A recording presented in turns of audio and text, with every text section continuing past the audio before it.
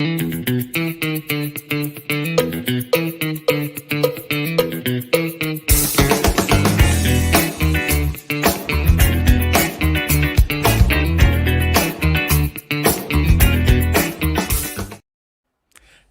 is They Talk Funny. Neil had no idea that I could still see him and saw him dancing. We are here for They Talk Funny, the show about comedy and comedy writing. My guest today is Neil Thornton, all the way from, well, originally from New York, currently living in Wellington, New Zealand. Please welcome to the screen, Neil Thornton. Hello, hello, hello. Hi. And I should have double checked. It's Thornton, right? Yeah, yeah, For, yeah. yeah. All right. It's an unpronounceable name because that N and that T combine in such a way that no one can actually pronounce it. And I think it's actually misspelled on my birth certificate as Thornton somehow. It's that the whitest, most unpronounceable name, but somehow okay. Yeah, I'm lucky. I've got 7 letters, and if people ask me what the my last name is, I say it's when you burn stuff, what's left over. Yeah, there you go. Perfect. It's easy. You just have to say a lot of rose stems. Yes, predetermined. Yeah, predetermined roast victim right there. So it's good. Welcome, my friend.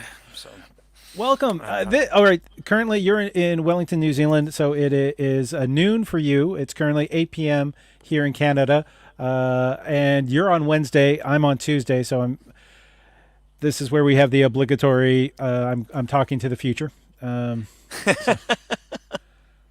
we'll survive past that. Now, Neil, you're a comedian. Like I said, you started comedy in New York. You took a New York comedy class.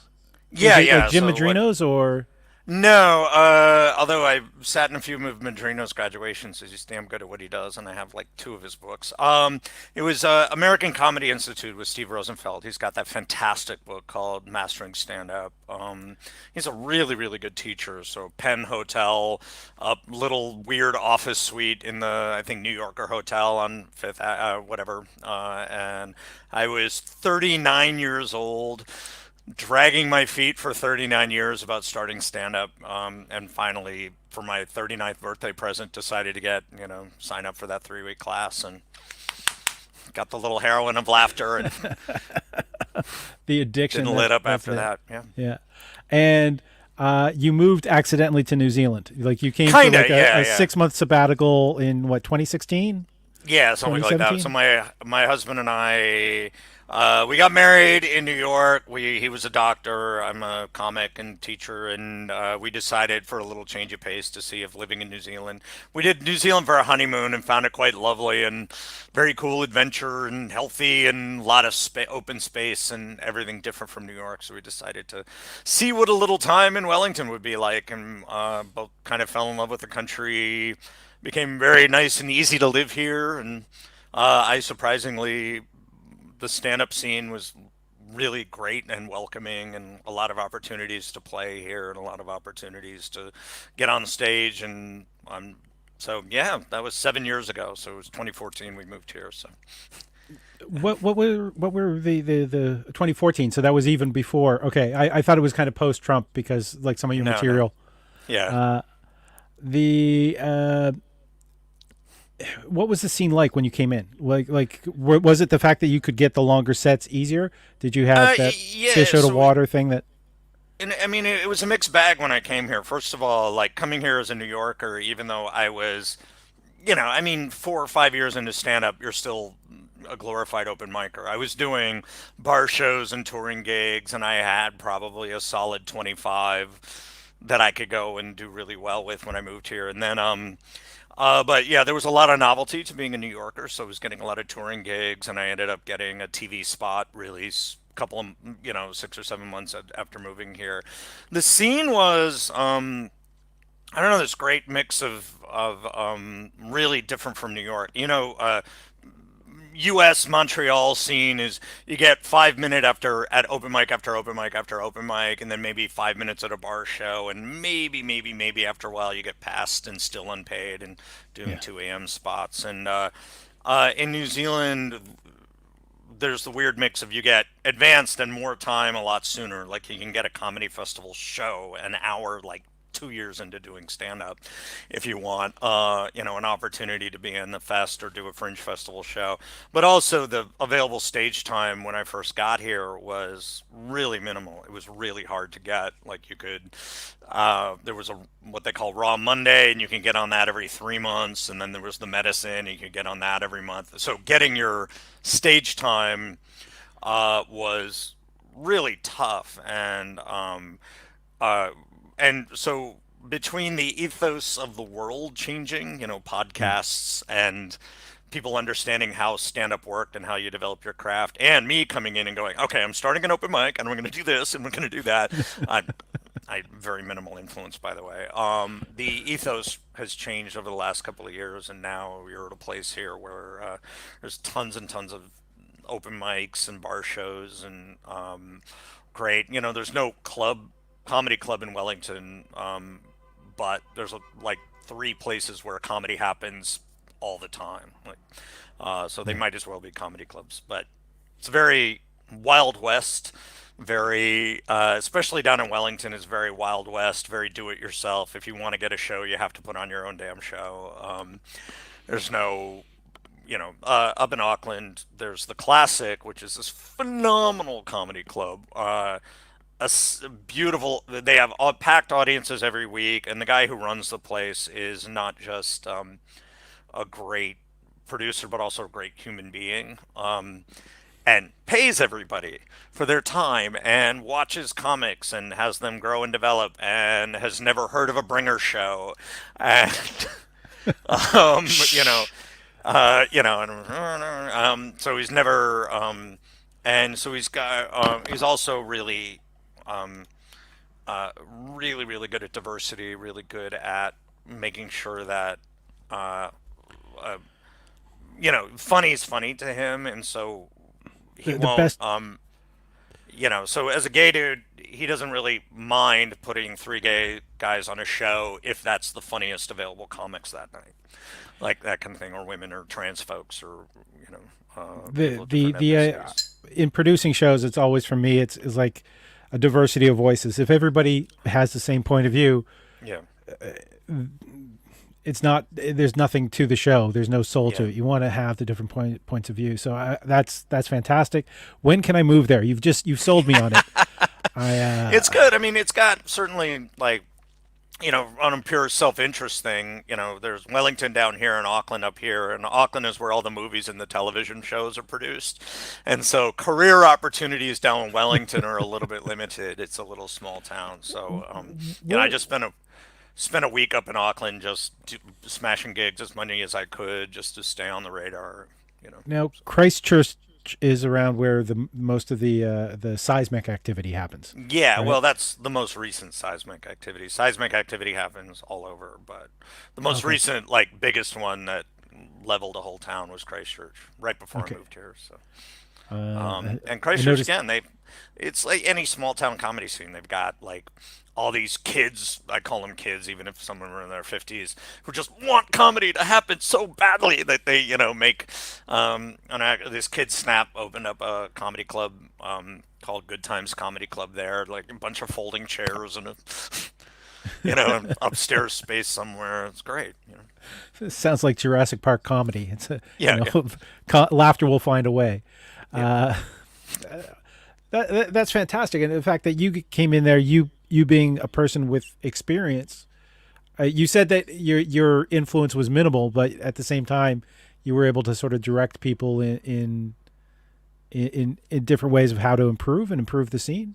Yeah, I mean, I hope to an extent. I mean, certainly now, however, 7 years later, I'm this granddaddy on this scene that, not only because as people might know from the bio, I run New Zealand Comedy School. Teach classes in comedy. So I'm a go-to person for advice, and I have my strong, if not correct opinions. Hmm. And there's certainly like so I do what I can and put my voice out there and try to get everyone, and I'm a big cheerleader for stage time, stage time, stage time, stage time in whatever capacity. And yeah, I don't think uh, with that, I don't think everyone necessarily believes that. I think they think that you can write and be good when you get on stage, and or that there was a weird ethos when I moved here of like that a bad comedy show at a laundromat would somehow sour the idea of stand-up comedy for a bigger show elsewhere. And I'm always of the voice that yeah, sure, shit comedy show happen. Bad, most comedy shows are bad, but especially the open mics and bar shows that we do. But Yeah. we need to get our practice somehow. So Exactly. And the thing is to build a reputation for your show that shows it's distinct and above, that bad laundromat shows. There's also been some very cool shows that happen at laundromats. yeah, yeah. I'm Uh, not saying yeah. Laundromat is a quote unquote for that little renegade backdoor open mic that happens somewhere. And I run one in the basement of a gay bar. Like it's just you do what you can wherever you can. So yeah. Most definitely. I want to say hello to the people who are watching. If you have any questions for Neil or myself, just drop them into the chat, and we'll do our best to answer them right away. Now, you also describe your own comedy as being aggressively gay. Was that? Did I read that properly? Yeah, I don't know. Honestly, brutal. Things like it's just Yeah. uh, I like to on a couple of different levels. Like I like unleashing on stage. Like it's very fun for me to uncork whatever weird ideas I have, and and also rant and rave and get angry if I need to, or say really brutal things if I need to. And yeah, so I think in the bio it says honestly brutal or brutally honest. It just the idea that especially as a gay dude, there are as the line of tolerance moves as being gay gets more and more acceptable in culture, I'm always going to do what I can to push people's boundaries of what they consider acceptability, right? So, Right. I do a whole bit about Queer Eye right now, and the idea is like, sure, Queer Eye, yay, lovely, beautiful representation, but none of them have ever had sex with a dude, apparently, because in other words, gay is acceptable as if it's romantic or sweet or sad, or we're decorating houses, or if we're decorating somebody else's housing or exist in service to somebody else's narrative, that's okay. That's tolerable sexuality. But so I'm going to get on there and do, talk about my own life, and confront whatever stereotypes I can. But yeah, gay people fuck too. Um, and if the last I straight guy is talking about jerking off and fucking, then I'm going to do it too. That's not in a deliberately dirty kind of way, but in a let's move the line of acceptability. Uh, in or equality. Yeah, and it's Let's also more let's just fun go to for talk that. about. Yeah, it's more fun to do dick jokes than equality jokes. So, Yeah. uh, Well, I mean, you were saying if the straight guy before you talks about it, then I'm talking about it too, which is yeah, that's equality. yeah. Uh, I you had I watching some of your clips. You had a great story about I can't remember who it was that you were opening for, but you ended up being in a small town, and you said all I have is being Like angry loud gay and material. Yeah, yeah, yeah, angry gay material. Like how far down that rabbit hole do you want me to go? And yeah, yeah.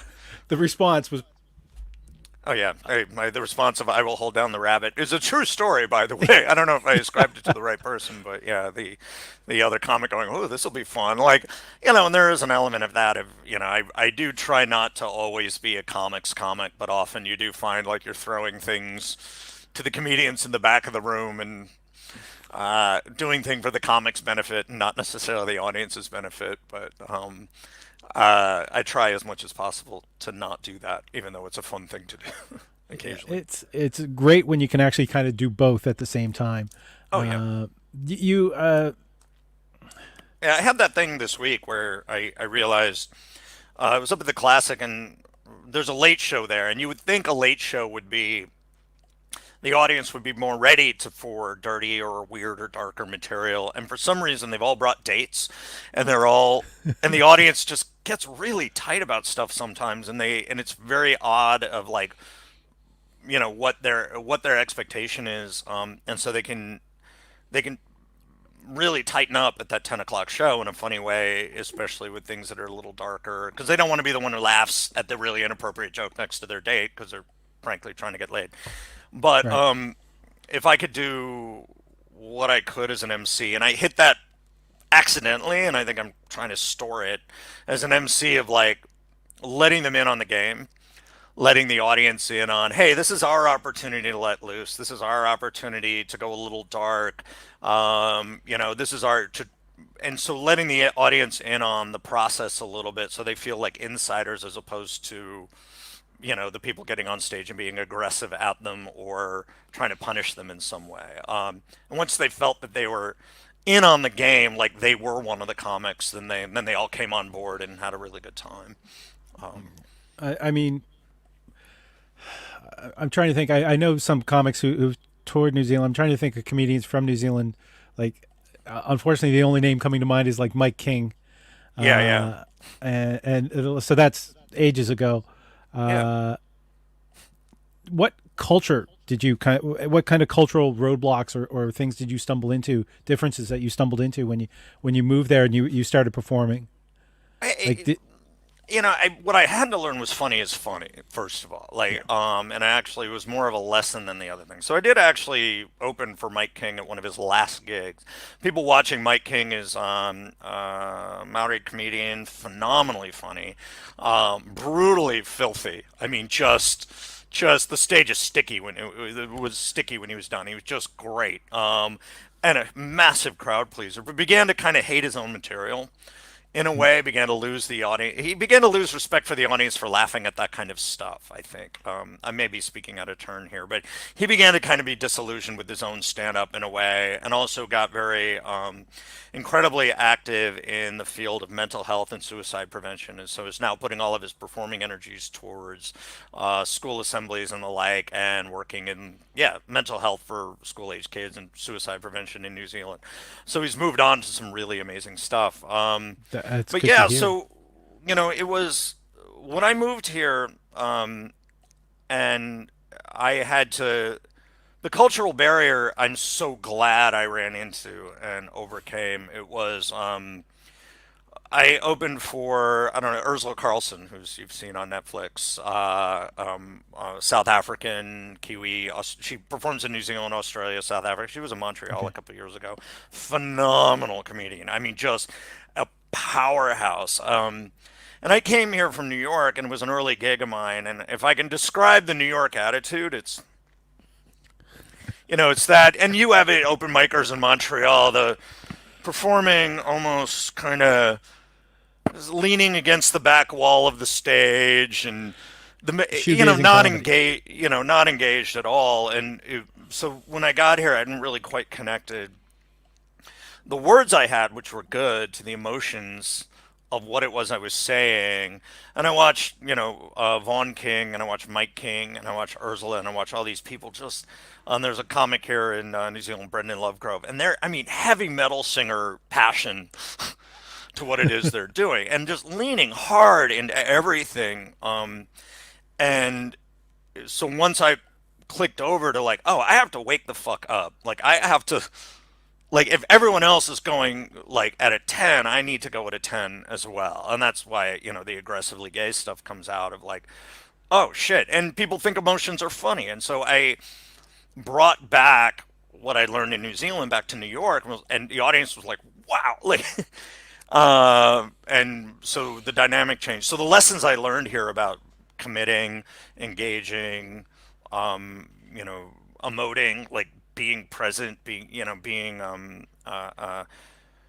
emotionally connected. So if the bit is about something I'm angry about, I should be angry on stage. Or if I'm delighted, I should be delighted. Or if I'm confused, I really genuinely need to express that confusion as much as possible.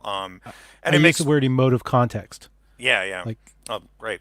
I will steal that and put that in my manual. So, go right ahead. Just give me a little um, citation. Just yeah.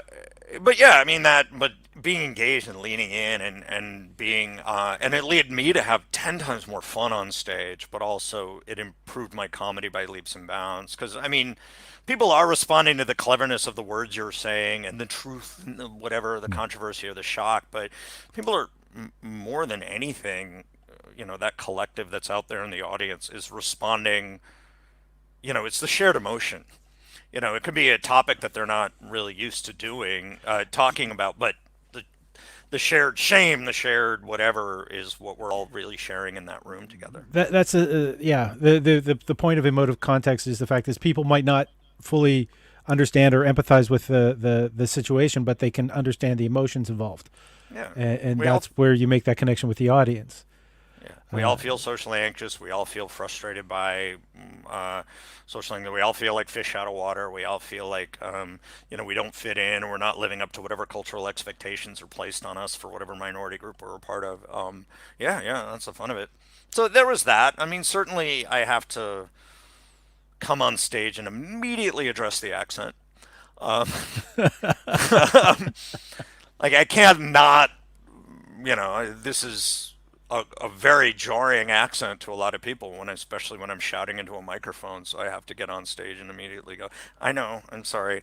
Um, like, Hold on, did you just become Canadian? yeah, exactly. Yeah. Oh, look at that. You're wearing Sorry, the yeah, red plaid too. So it's yeah. all. I make a bit about the last 4 years. All my Canadian friends have been getting really Canadian, peppering every conversation with lots of A's and sorries and boots, just to make it clear that they had nothing to do with Trump. So, uh, but yeah, I don't know. I think uh, uh, there are.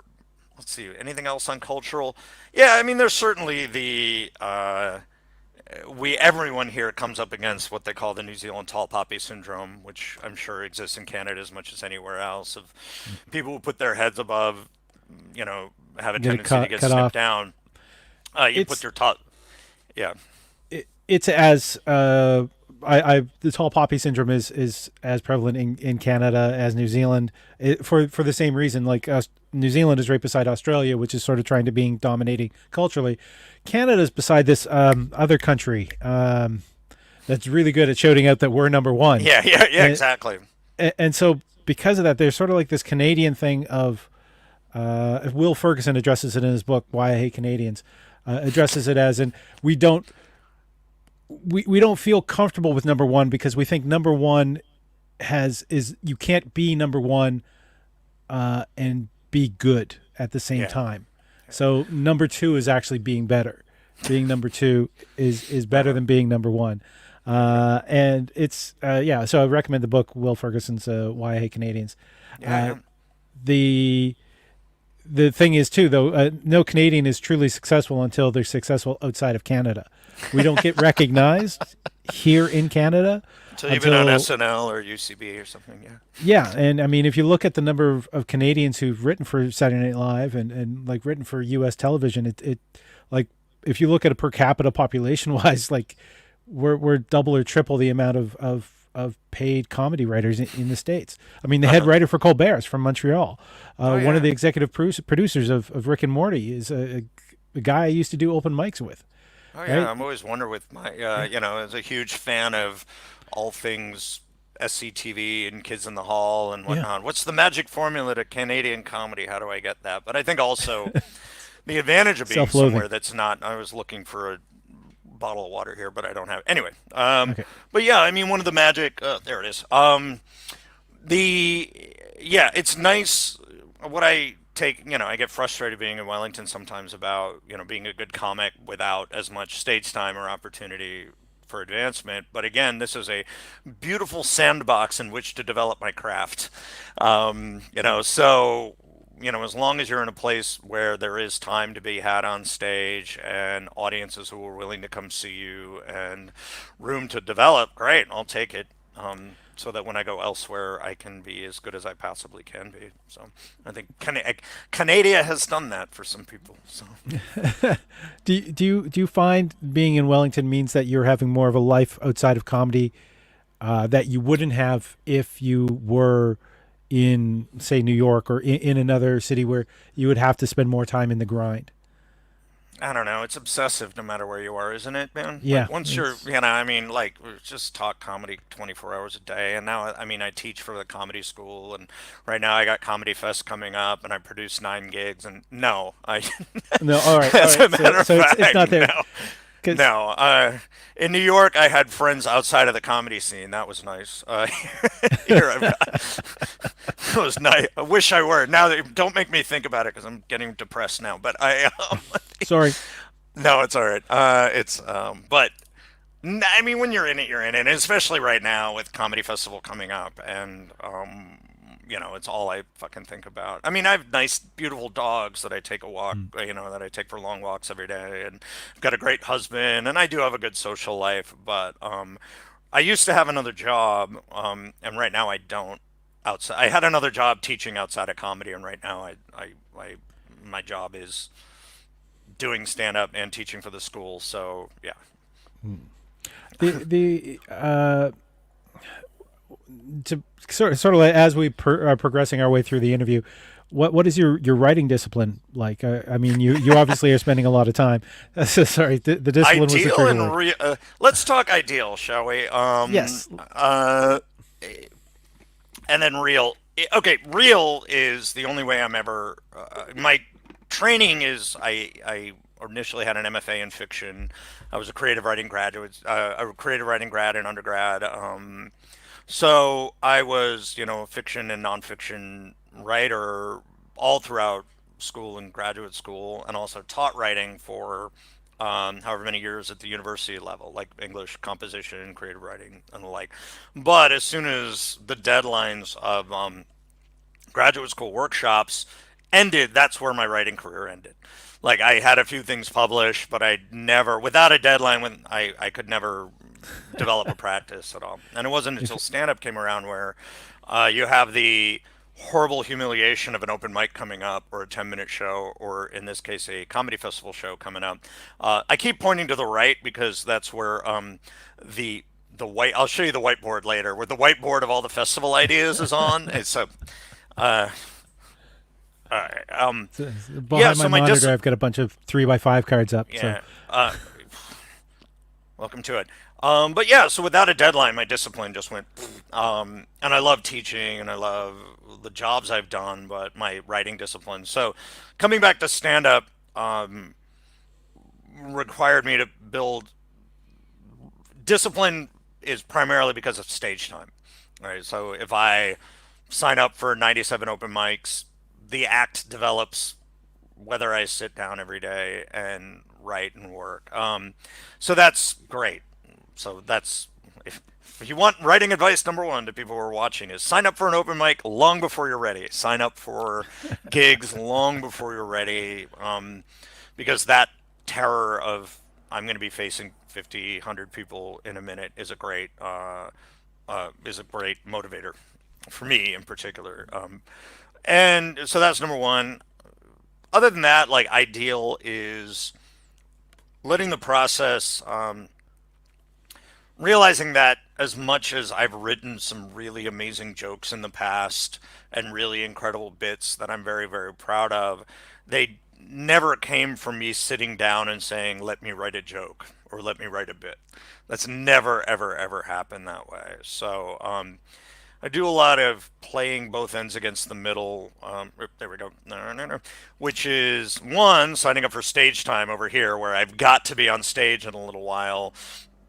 Of crap, what the hell am I going to say? And then going back to really, really organic, non-judgmental, pure creativity. So what I teach is it's the free write, which is Natalie Goldberg, The Artist's Way by Julia Cameron. Matthew Dix has a thing about it called Crash and Burn, and it's the idea of all right, get the idea of stand up out of your head, get the idea of joke writing getting out of your head, get the idea of purpose out of your head, and just write. Just set a timer, 10 minutes, first thing in the morning, and pen to paper, left to right, whatever's in the head comes out on the paper. So everything from a grocery list to just saying fuck, fuck, fuck, fuck, fuck, fuck, fuck on a page, or ranting and raving, or complaining about yourself, or doing your whole coulda, woulda, shoulda shame list of I need to lose what weight, you I need dreamt to go last grocery night. It's shopping, I'm the such a morning disorganized. pages. Yeah, yeah, the morning pages. So it's called morning pages or free writing or crash and burn. So that what that does, internally is it's like a meditative practice of the meditative practice of going back to your breath, going back to your breath, not judging. Yeah, sure, your mind will wandering, but you're not judging that. You're just practicing pulling it back, right? In this case, you have all those voices in your head of your teachers and your audiences and your fellow comedians and your moms and your dads and your all the people in your head telling you you suck, telling you you're bad creatively or you're dumb or that's a bad idea or you shouldn't say that or stop beating yourself up or whatever. All those little sensors in your head, the free write or the morning pages kind of gets all those people to step aside. And so it's just a great discipline to do as so right now it's every day because I don't have a choice. Um, Realistically, it's like twice a week. Sometimes it's every day. Sometimes it's twice a week. Sometimes it's not for a month or two. But if I can get into that headspace, then I've learned to take all of those sensors and get them off to the side so I'm a little more connected creatively. So that when I do sit down to write something specific, all those people are over here and I can really get to the truth of the matter. And then it's a matter of like, oh, damn it, I've got a gig in an hour. Let me go to a coffee house and sit down for 15 minutes and write a set list. Like, and that's So the both ends against the middle and somewhere in there are through are you doing a? creativity. Yeah. Go ahead. Sorry. Between just pure bullshit, bleh, I'm ranting creativity and what happens on stage, I'll work my way into the good bits without often without consciously saying, "What's the setup here? What's the punchline here?" And there is a point at some point where I said enough on stage and written enough where I go, "Okay, let me put this down," and we'll talk about the craft of it, the structure of it a little bit later. We got some time if you want, but then I get it on paper eventually after I've said it a bunch of times.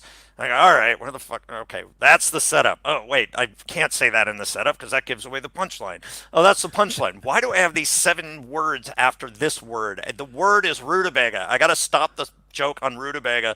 Stop saying things after the word rutabaga. Can I get those words and either lose them altogether or put them earlier in the bit? That's the real fine tuning, but that will happen often after I've said it on stage 5 or 6 times. I'm not. I just had to stop judging myself. Like I had this period of time where like I'm going to sit down and write stand up, and I would just sit there and scroll Facebook and get drunk or um, go So do the you dishes. Yeah. when you're talking about writing, you're mainly it's the keyboard. Unless you're in the coffee shop, then it's a notebook and pen or Yeah, yeah. No, no. okay. Oh, free writing is always um, almost always I'm ink to paper. Okay. 99% of the time, or yelling into a microphone. Like it's one of the two, ink to paper. There's something organic about the process, and there's something somewhat formal and triggering for me about school when I get into, typewriting, because I can't type that well, and I always hate myself for misspelling words and stuff. Um, Finally, when I'm really polishing something, then it'll go on the computer so I can edit things a little bit better. So I've got here. Hang on. Um, you know, Here in New Zealand, every supermarket sells these different size notebooks, and this is the free writing book, the Warwick 1B8. It's a big single line thing. This is a blank one. But yeah, so I've filled maybe 30 of these with absolute self indulgent garbage of just pure free writes Hmm. and grocery lists and fuck you letters and whatever. Um, and then these are the set lists I bring on stage, So these are they fit in a back pocket and so there's the names of the jokes. Um, on on the computer is where things have been tightened and polished and crafted a little bit more. But Underline where yeah, you stress something and but I don't know. Like the computer is too distracting. There's Facebook and there's things and there's notifications and I always feel like I'm writing a paper or doing homework if I sit down and you know free write on computer. A lot of people feel they insist on doing it, but I'm a big ink will pulp. Other advice? Here, let's go there. Shit notebooks, garbage notebooks, cheap notebooks. If you have a leather bound, beautiful vellum moleskin notebook that costs you $20, I promise you, you will write nothing in it. It will. I be have afraid of wasting rows the of paper. blank ones over there because you feel like you're gonna fuck it up by writing a bad idea in it. Yeah. Mark Maron said it. Like I'm never. He said I'll never buy a moleskin notebook again. I can't handle the pressure. Like Yeah. it's so I have and people keep buying these gorgeous journals over Christmas, and they're all blank.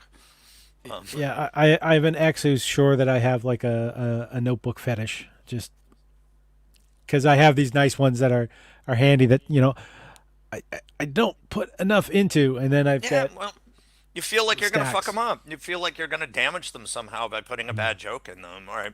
So you feel like you're under some obligation. But a $1.50 notebook from the supermarket or a Garfield spiral notebook from a pharmacy somewhere, you can fill that with tons of garbage. Like it's another sensor out of the way. You can fill that with just tons of shit and make it miserable and self-indulgent and horrible and yeah. So now, did I mishear in that you said that you actually do a good chunk of your writing also on stage? Like you'll come Yeah, up with the well, idea and the concept and then flesh it out on stage, or yeah, I mean, free writing is just pure creativity, and then before then, okay, I want to talk about the dogs, I want to talk about Christmas, I want to do whatever, and then yeah, I will have talked to myself a lot, or I will have half written it in a notebook somewhere, or have gotten the vague idea out, but uh, yeah, so the ideas are floating out, or I've been walking the dog, talking to myself for an hour, going, uh, articulating the joke or having a sense of the joke. And then on stage is where Marin talks about it as the act of desperation to make people laugh. Like you back yourself into a corner somehow rhetorically. Oh, fuck, what do I say to get somebody to laugh out of it? And that's so, yeah, I do a lot of the I finding digging into it on stage. The how would I really say it? Like no matter how hmm. I write it, that's never how I would really say it. So I need to not overscript it on paper because then it's going to come out sounding really canned and like something I wrote. So the other day I was walking down the street, comma, and I said, quote, like, Yeah, yeah, as yeah. opposed to walking down the street said, a little, it makes it a little more organic to just find the actual language while I'm in a mic yelling at people. Now, are you recording those sets too, so you I can listen back almost to them to always, refine? yeah, Always record. The, almost always, yeah, unless I'm what, drunk and I forget, but yeah, or you thought you hit the button and it didn't hit the yeah, button. yeah. Fuck, so many times I've done that. The, so there's some people here that have got into the habit of once they kind of addressed where the setup should be, what the punch should be, they talk about it on to themselves, but they record that, and then they listen back to that to try to trim it before they take it to the stage. Yeah, that's great. Yeah, whatever you need to do. Like I get the words on paper and cut it out that way and say it out loud. But if you want to say it into a, Yeah, the thing about stand up is it's this weird like, the final product looks the same but almost so many ways. always as somebody with a microphone. Like that's somebody with a microphone in a stand on a stage somewhere with a light on them. That's the final product looks the same. And the hopefully the result is laughter. But how people get there, I would never judge one person's process over another. You got somebody who writes entirely in their head and has crafted everything in their head, and then you got somebody who is, the meticulous wordsmith and absolute craftsman of a Seinfeld, who's every word has to be polished and honed to the within of an inch of its life. I think with my students, I will do a lot of taking their text and chipping out every excess word and finding the punchline and moving it, but just because um, just first time on stage, people their first couple of years in comedy don't have the instinctual word economy, Hmm. the instinct for finding the punch, the instinct for how to get somebody to laugh in that situation, or how to say this as efficiently as possible without all the ums and ahs. So early on, sure, you probably need a lot more smithing of your act, but more established acts can find the funny bit on stage. So, Probably aren't going to say extra words. mm, So yeah, it's just to for, anybody who feels like, wait, you always cut the shit out of my words, and any of my students might be listening were like, you're brutal to me, and I'm like, yeah, I know, but do what I say, not what I do. There's a okay for those who are watching who might not be in New Zealand. Does the New Zealand Comedy School take students from outside of Wellington, outside of New Zealand? I mean, Uh, obviously they can't do the graduating class, but they yeah. could at least do the writing. So people. So there's more I could be doing and will be doing in June. I promise you. There's a lot of I do online workshops and online classes and the like. So those anybody coming from anywhere can come in for those. Right now, I don't have anything scheduled online. I think I have a teen class coming up next week for teenagers, but I do online classes all the time, and but largely the mechanics are here. So I'll do Wellington and Auckland, and I'll do weekend workshops in Dunedin and Christchurch if I can. Largely, it's a live program, but with helps of folks like you, it could be a larger thing. I would say, like, there's the ethos of you can't teach comedy, and I am violently disagree. But because you can talk about the craft, and you can, I'm acting as a very good coach, but I wouldn't I would hate to do something online that didn't lead to stage time, Yes. that didn't lead to saying what you say in front of an audience. So I haven't figured out yet how to ethically do an online class with integrity according to what I believe. Right. So the live class I'm teaching right now is, you know, people are performing for each other, so there's an audience there, and then there's a graduation show where there's an audience there. Um, if I can get people into open, any student I'm working with, I'm trying to get them into open mics so I can see what happens on stage. But I don't, this is just me talking. I haven't figured a way to do an online thing where, because I could teach and edit your work till the cows come home, but I see the unless performance. an audience tells you what's funny or not, then I don't know. So, I mean, I used to run workshops. Like I moved originally from Halifax. I moved back to Halifax, and there was no place to do comedy, so I developed a workshop series for people. hmm And one of the things I would tell them straight out to first class is, I cannot make you funny. I can just teach you how to take your funny and package it better for the stage. Yeah, I mean, yeah, certainly. And I think I can, I'll say the language is a little different for me. I go with, I don't know, growth mindset. It's Carol Dweck, DWECK. If you don't know, watch the TED Talk. It's very inspiring. But the idea of like everyone kind of, if you are showing up to a comedy workshop, you already are funny. If you have taste, like if you have, you know, if you watch comedy and enjoy comedy, you have a sense of humor. There's nobody I can't work with really. But to say that I can help you leapfrog a lot of years in your development by chipping away things that are really annoying your first 3 years. And But yeah, there's no substitute for stage time. It's the same Yeah. thing. But growth mindset is nobody's born funny or not funny. Nobody's born a great dancer or not a good dancer, born a good golfer like Tiger Woods or whatnot. It's all training and time. Tiger Woods could golf at 5 not because of some magical power, but because his dad gave him a golf club at 1. Yeah. That made him a good golfer at 5. It's his dad trained him like a weird, kind of scary prodigy for the age of, you know, to be that weird golf automaton that he is. So, like anybody, and the great thing about stand up is it's not Olympic gymnasts. It's not Olympic swimming. You can be any age, shape, size, whatever. You don't have to be a particular. You don't have to have any particular genetic gift to Right. get a mic in your face at all, which is great for the art form. Now, another part of like the series of the interview is do you feel that is to talk about what's happened in the past year? Sure. Do you feel blessed to have been living in New Oh Zealand? my God. Yeah. So what if you people don't know if you're not in New Zealand? What happened was we didn't have a lot of cases here, and it was it's an island in the middle of nowhere, and people don't really like to being that close to each other here anyway. So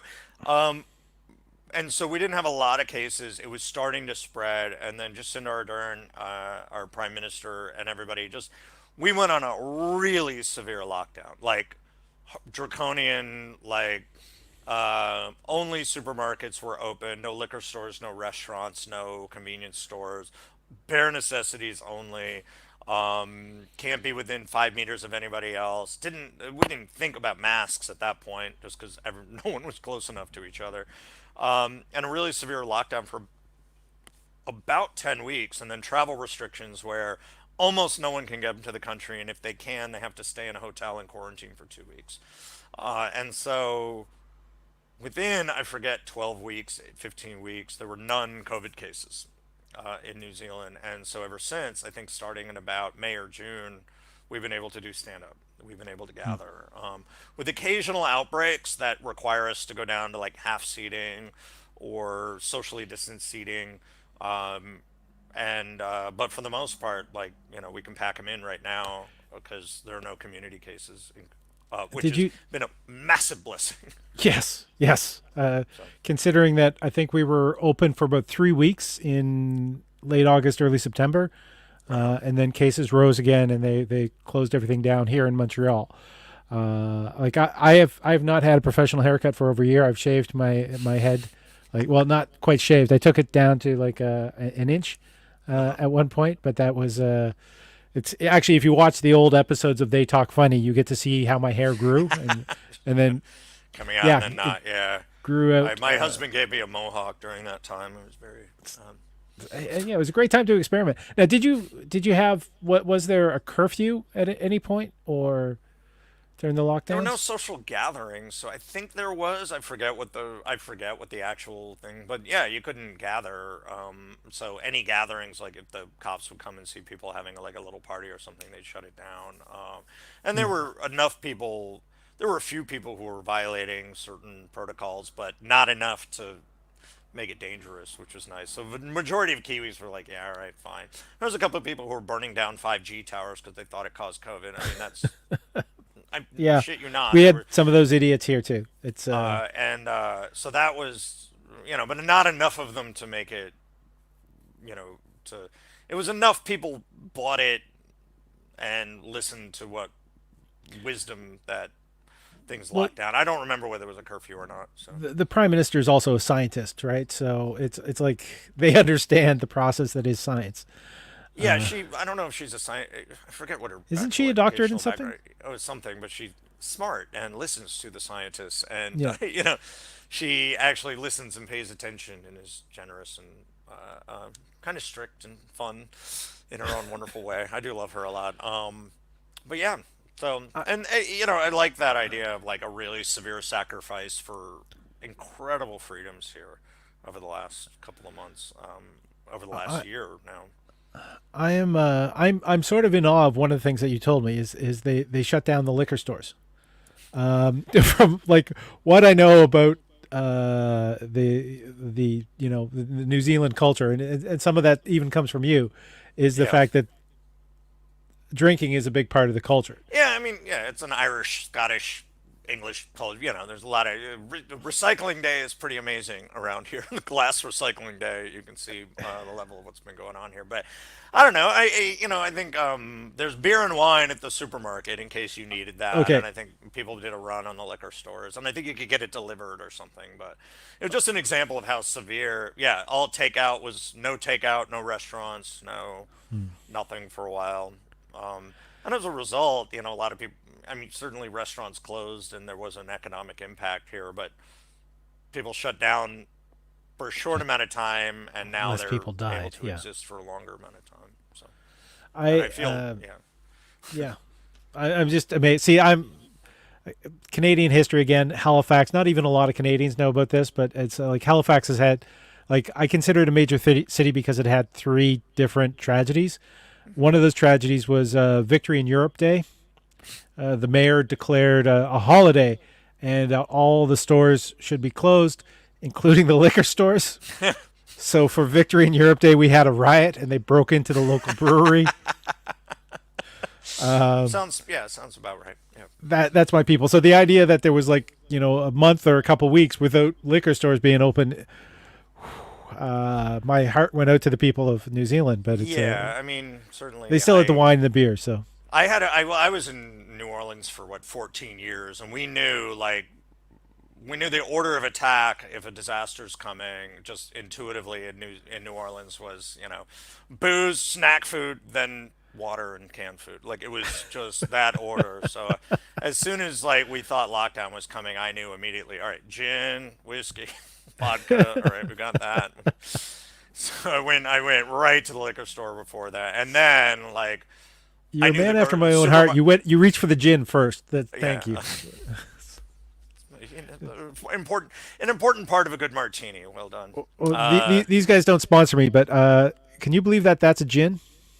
oh, a pink gin, sort of bitters. No, Yeah, well done. it's Yeah. it's it's a it's actually hell. They don't sponsor me, but I'll show the label anyways.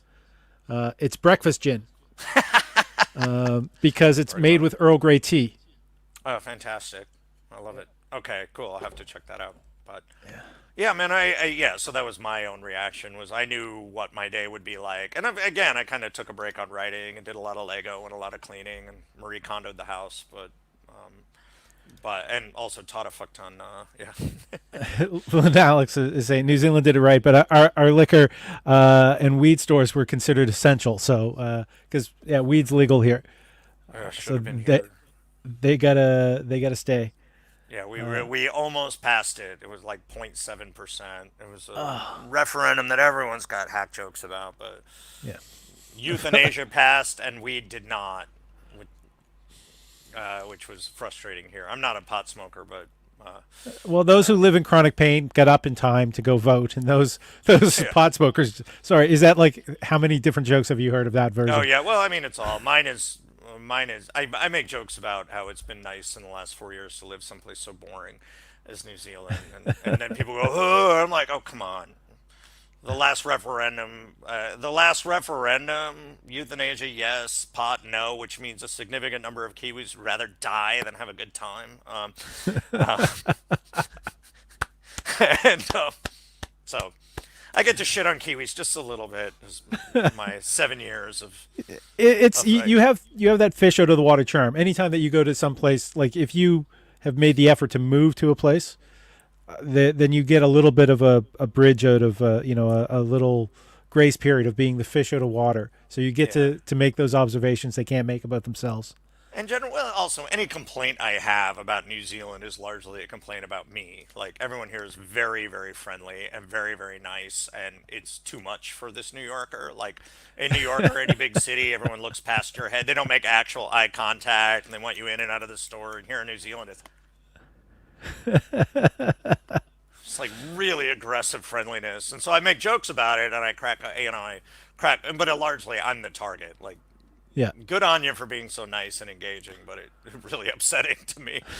So I had a civilian friend, like a non comedian friend, who was from London, who moved to Halifax, and he was upset for 3 days because somebody made small talk to him at the urinal in a bar. So it's like they things, talked about the weather, and he was I was not prepared to go beyond. Yes, there yeah. was weather. No, but they ask like, and again, it's part of my set, but I like they ask really intense questions at the supermarket, like. Literally, any big plans for the rest of the day? Have you been keeping busy today, mate? Like those are intense. Those are really difficult questions to process if you don't have plans or friends, or if you've not been busy that day. It's really confronting. And they It's care too. it's like Law and Order. You're Yeah. hearing the dun dun with the I questions. feel like make me confront that I'm a waste of time in life. What? Like, Neil, you're making it sound like I need to give you a hug. I can't reach that no, no, far. it's All all right. good. My life is fine. Like, and nice, uh, nice house here in New Zealand, out of quarantine. Life is good. so the all right. So you guys were not hit with the quarantine. You guys dealt with COVID in a responsible manner.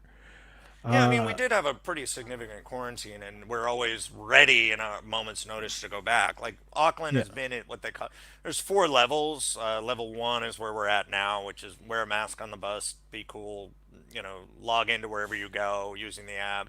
Level two is you got to stay socially distant, got to check in a little bit more.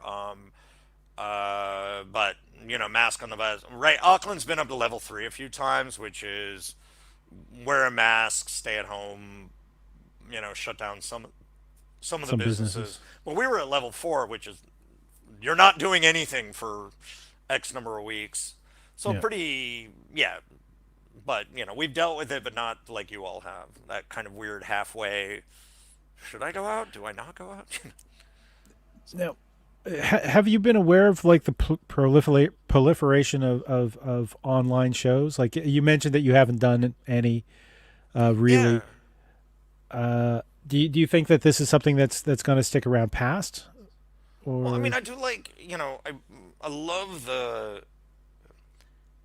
Sure. I mean, I think online classes and I think online meetings and I think online, the fact that you can stay home and learn stuff or stay home and do your damn job is lovely. And I think, as far as stand up, I don't know. I think the people who did it right were a lot of the talk shows. And I think the talk shows, things like this are great online. Interview shows, podcasting online, as well as Saturday Night Live did a beautiful job for a while with you know Zoom cameras and yeah, cell phone cameras and whatever they could do to make comedy happen. Stand up, I don't know, man. I think it's a great way to workshop material. I think there are some technology solutions. Will it stick past COVID? I don't know. There's something. Stand up is, it's like a church, man. You gotta. It just being in, whatever the preacher is actually saying or whatever God you're worshiping doesn't really matter as much as the fact that you're all in that room together. community? Yeah, Yeah, not just community but communion in a way. And I think there's something to be a group of people all faced in a direction, feeling the same thing. That is something beautiful and elegant about stand. I don't think there's. I think there's tons of room for online comedy, but stand up as an art form. God, I hope you guys can get in the room again. So. so do I. So do I. With everything though that has also been happening in your country of origin, with the Black Lives Matter, with like the Chauvin. It's not murder. They're not calling it a murder case or second degree murder case that's happening right now in Minneapolis. Oh, okay, Uh, yeah, yeah. the shootings that have happened, the police shootings in the past couple of days. What's happening with the Boston police commission, or sorry, the head of the Boston police union. Uh, all these things that are coming down. The the divide that's happened between the red states and the blue states in your country of origin. Do you think Hmm. that? Oh my! Oh, which country we're talking? Oh, United States. Okay, good. Yeah, yeah, yeah. That's the one you came from. Sorry. Yeah, yeah. What do you like? Do you have hope there as well, or I mean, sure. I don't know. I don't know if I have a really well developed answer to that. I think there are with Q being relatively exposed by HBO and Biden just kind of returning the country to banality in a way. I think. Uh, yeah, a president who doesn't tweet? yeah, I mean, well, you can pay attention to these sort of things. I don't know. I don't think it's really, frankly, I think, we talked about diversity in comedy a little bit earlier. I think I would rather, um, I don't know, give time and spaces to black voices to answer those questions Those in a way. questions. Do I have hope Yeah, for America? Sure. I think, if I talk about my family who lives in the Midwest in Arkansas and Missouri, those areas are just absolutely have been devastated for years pre-COVID, yeah, with factory farming and crystal meth and opiate addiction, and Walmart has gutted all of these small towns, and so the economy that grew up around these small towns has just basically been completely gutted, and those places are kind of devastating emotionally for me to visit, in a way, and I think things are. And Fox News has come in and told them to blame everyone else but the people they should be blaming uh, yeah. for that. I don't know, with Trump out, with Trump out, with hopefully Facebook doing better at social media. Yeah, I absolutely have hope because there are people who are out there who used to be good at heart, who I know as evidence to be good at heart now are sort of vitriolic, racist, non-mask wearing uh, Trump supporters. With any luck, that will hopefully die down. But I think that's more, yeah, that's more politicizing things than I am, My yeah, as far as where stand up is concerned, or with where comedy is concerned, I think it, see if I can put this right. I'll speak as a gay dude. Like, I was talking backstage with a guy who was like, well, don't you think everyone's more sensitive nowadays? Everyone's too sensitive nowadays. You can't say this or can't say that. My own experience as a gay guy, I was used to be in audiences of like Eddie Murphy concerts, just he's going faggot, faggot, faggot, faggot, and I couldn't say anything because, well, I'm gonna get my ass kicked, or Hmm. I'm going to get publicly humiliated by saying anything in that place. With the existence of social media, I'm allowed to say, "This kind of sucks that he said faggot so many times," without getting risking an ass kicking. And so, are people more socially, or more people more PC or more sensitive? No, we're just as sensitive as we always were, but we now have this platform with, for me, stand up, social media, Twitter, Instagram, to be able to say, "Hey, that sucks if you said that," or "Hey, maybe you shouldn't say that or not." Also, which gives me, with increasing acceptance, a greater platform to say things. And I think, to a certain extent, the great thing about social media, and the Black Lives Matter movement, is that the voices are out there.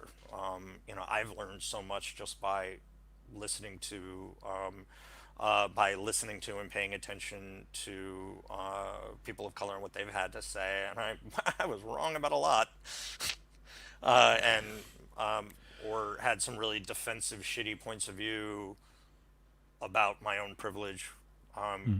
that have changed a lot. So I think the active thing to do is to just listen and pay attention and give voice and give space to people and hear what they have to say. So Gavin Stevens, who was on one of the earlier versions of They Talk Funny, has a wonderful podcast called Uncolonized, uh-huh. which he does with another black comedian, B Black, Uh-huh. and it's fantastic to listen to. Very educational. The way you were phrasing that, it made me realize that the people who are truly sensitive are the ones who are now upset that they can't just spout off the hurtful things that they used to. Well, I mean, Uh, I don't know. We're getting a little, but yeah, I mean, I'll take yeah. about the fact, like, you can.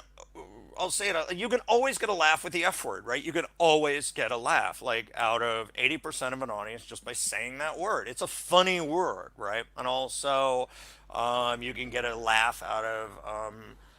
You can get a laugh out of, oh, gay people have butt sex, or gay people suck dick, or, oh, isn't that funny? All right, and so you can get a ton of, like, I was just in Auckland. I like 90% of the straight dude comics. Oh, I'm not gay, but and then, so it's like othering gay people, and you could always get a laugh that way, and it's easy to do. And so there's this weird thing in people's heads of like, well, if you take that away, what else have I got, man? Uh, what am I A supposed chance to to make be fun of creative. if not homos? Like, and Yeah. so it's really hard. Like, that would be somebody taking away a wall of your house. If I, if Dave Chappelle can't make fun of trans people, that goes away 15 minutes of every one of his damn specials. Um, and so, therefore, sure, they're absolutely protective of their livelihoods, of their income, of their means of making people laugh. And then people going, you know what, dude, I've heard it before. There's nothing you can say about gay people I haven't heard 1,000 fucking times before. And no, you're kind of being a dick if you do. And I'm now of a place where I'm 50 years old. I've been lifting weights. I can kick your ass for saying it.